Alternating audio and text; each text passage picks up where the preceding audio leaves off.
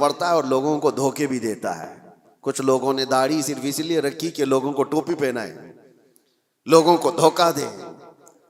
یہ انسانیت نہیں ہے میرے عزیزو, وہ غدار ہے. اور لوگ جو یہ سمجھتے ہیں کہ لوگ داڑھی والے دھوکہ دیتے ہیں, ایسا نہیں ہے. داڑھی والے نہیں دھوکہ دیتے, دھوکہ دینے والا داڑھی رکھ لیتا ہے. داڑھی والے چور نہیں ہوتے, بلکہ چور داڑھی رکھ لیتا ہے تاکہ وہ اپنی چوری کو آسانی سے نبھا سکے. اس بات کو, فرق کو آپ سمجھا کریں. اور جس نے اس چیز کو استعمال کیا وہ دنیا میں بھی خائب و خاسر ہے, آخرت میں بھی بہت ذلیل و رسوا ہوگا. معاملات میں آپ پکے ہو جائیں, جس کے ساتھ جو بات ہوئی ہے اس کو مکمل رکھیں, باتوں میں ہیرا پھیری نہ ہو.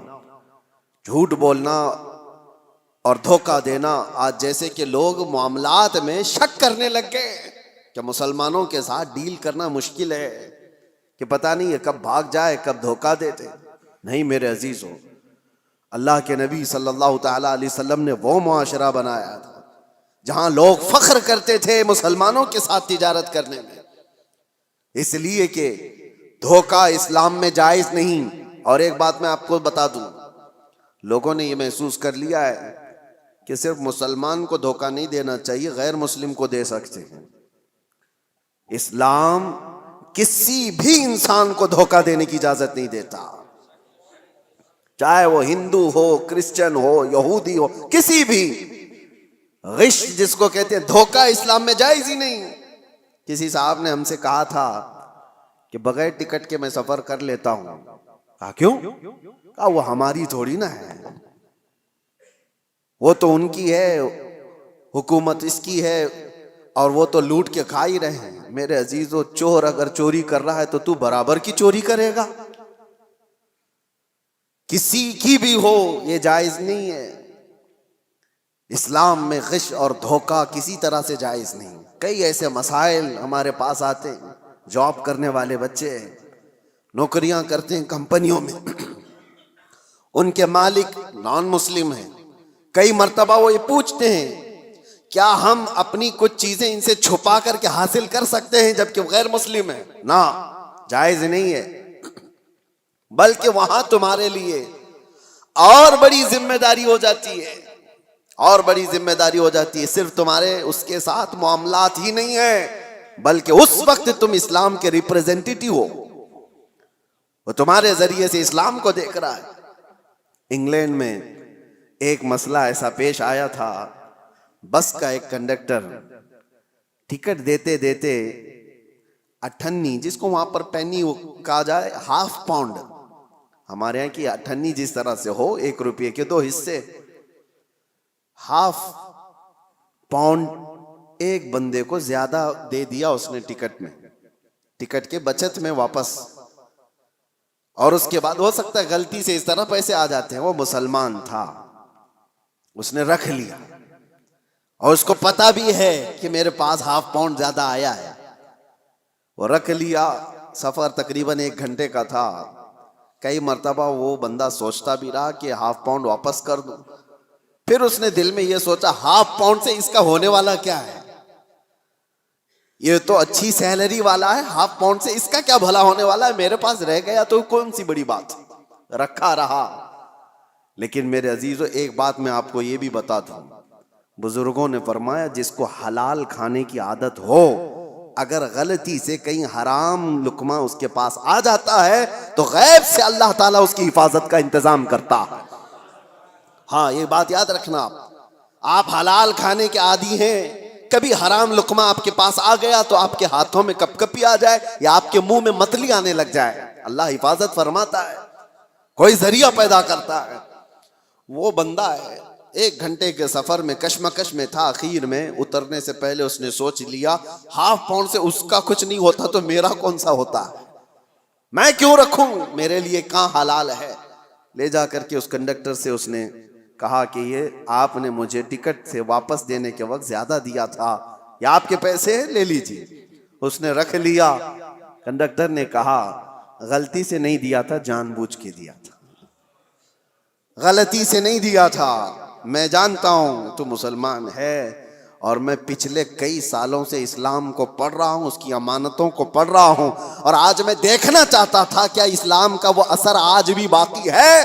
تو نے واپس کر کے اپنے اسلام کا وہ اثر مجھے دکھا دیا۔ میرے عزیزو، آپ صرف یہ نہ سمجھیں کہ معاملات میں صرف آپ ہیں اور سامنے والا ہے، آپ اسلام کے ترجمان ہیں اس وقت، اسلام کے ایمبیسیڈر ہیں آپ اس وقت، اسلام کے ریپریزنٹیٹیو ہیں، میرے آقا کے اخلاق کے علمبردار ہیں۔ دنیا آپ کو دیکھ کر کے اسلام سیکھنا چاہتی ہے، آپ کو دیکھ کر کے اسلام کو سمجھنا چاہتی ہے۔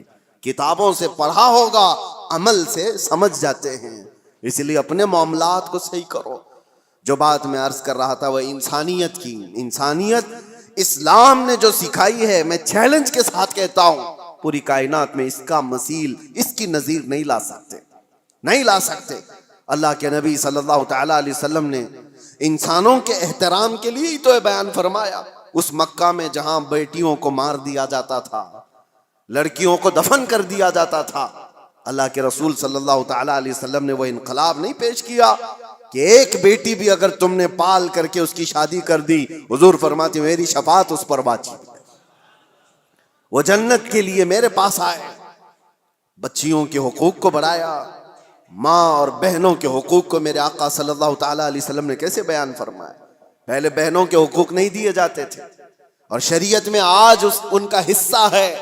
بہت سارے مسلمان آج مطلب پرست ایسے ہو گئے، مال زیادہ آ گیا، باپ کی طرف سے وراثت ملی تو اس پر ناگ سانپ کی طرح بیٹھ گئے اپنی بہنوں کا حصہ مار کر کے، اور وہ یہ کہتے ہیں بہنوں کی تو ہم نے شادی کر دی تھی نا، اس میں تو لاکھوں خرچہ ہوا تھا۔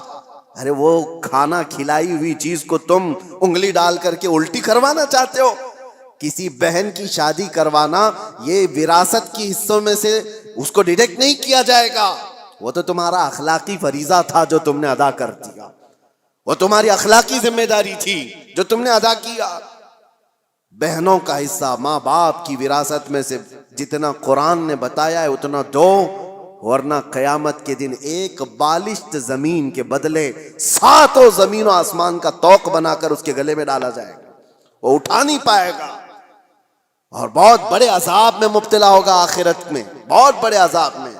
تم کتنے دن کے لیے حاصل کر رہے ہو بہنوں کے حقوق مار کر کے؟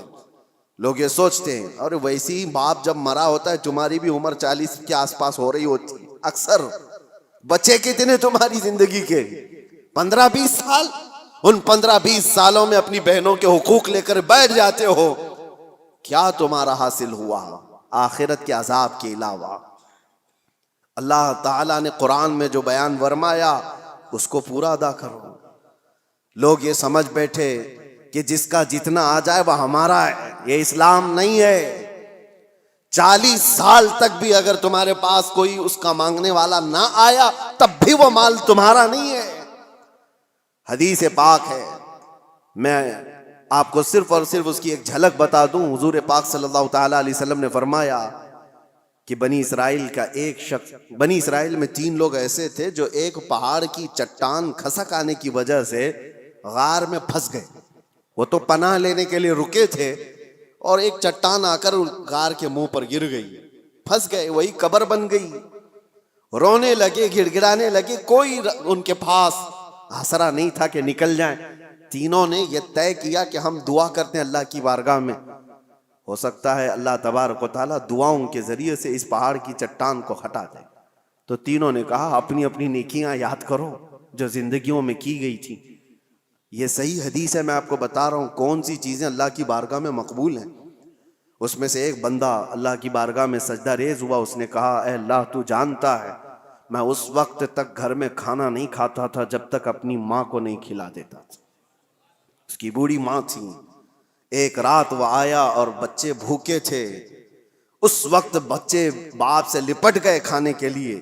وہ بندہ کہتا ہے اس وقت بھی جب شدت سے مجھے بھوک لگی تھی میرے بچوں کو، سب سے پہلے میں اپنی بوڑھی ماں کو چبا کر کے کھلایا، پھر بچوں کو کھلایا۔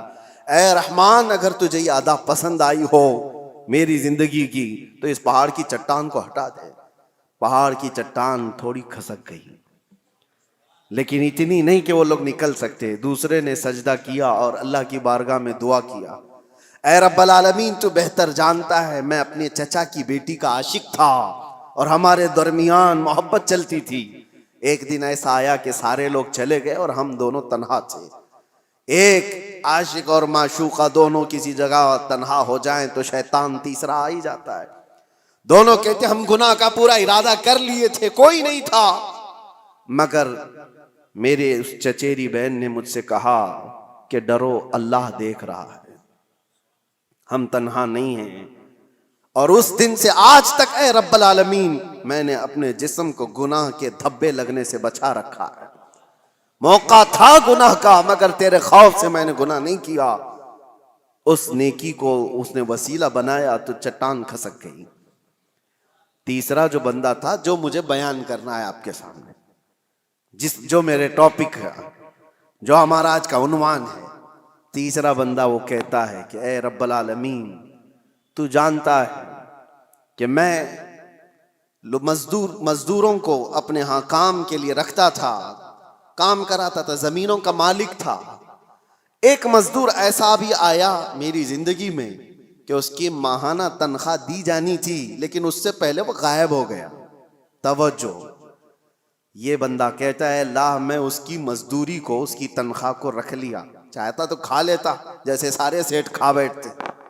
جتنے بھی مزدوروں کی تنخواہ ہیں کاٹ لی جاتی ہے چھوٹی چھوٹی باتوں پر, اور جبکہ ان کو پتہ نہیں ہے. مسلمان اگر ہو تو توجہ, میرے آقا صلی اللہ علیہ وسلم کا فرمان ہے مزدور کا پسینہ سوکھنے سے پہلے اس کی مزدوری ادا کر دو, اللہ کو یہ پسند ہے. اب یہ بندہ کہتا ہے کہ وہ مزدور تنخواہ لیے بغیر چلا گیا, میں نے اس کی مزدوری کو لے کر ایک بکری خرید لی اور بکری کو پالا. رب تبارک و تعالیٰ کی بارگاہ میں وہ کہہ رہا ہے بکری کو پالا, بکری نے بچے دیے اور پھر اس میں برکت اتنی ہوتی گئی, سالوں بیت گئے, بکریوں سے بکریاں, بکریوں سے بکریاں اتنی بڑھ گئی کہ وہ ریوڑ ہو گیا, بلکہ ایک میدان میں بھی وہ بھر نہیں پاتی تھیں. مجھے شہر سے باہر جانا پڑا, شہر سے باہر بہت بڑا میدان ان بکریوں کے لیے, ایک بکری سے اتنی بکریاں ہو گئی. اور یہ بھی بات بتا دوں میرے آقا نے فرمایا بکری میں برکت ہے,